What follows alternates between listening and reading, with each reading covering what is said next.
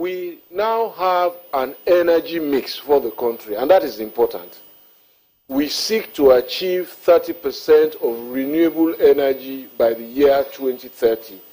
Most of that renewable energy will come from solar, it will come from biomass, it will come from all forms of sustainable energy sources that reduces our dependence on first gas, which is very prolific for delivering power, but also gives the country an energy security so that no part of the nation is able to hold the country to ransom in future.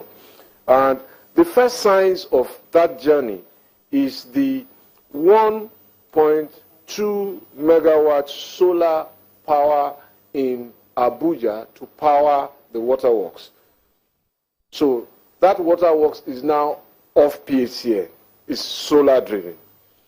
1.2 megawatt of solar power, you wonder, how much power is that? Only 1.2. That's power for at least 200 families. That's how they would need funding to close on those projects. And they're providing those projects across in partnerships with some states, some educational institutions, and the details of all of this can be obtained from MBET.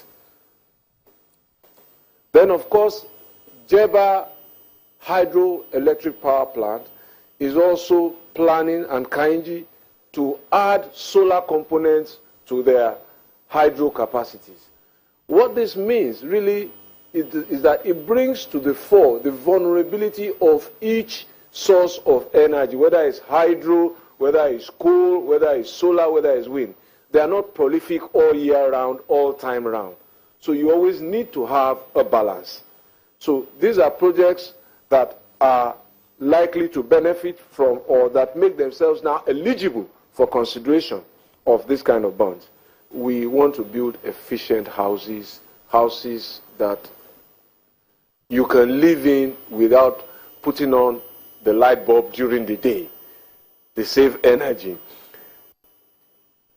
The point I want to make here very quickly is that conservation, efficient buildings will create more jobs.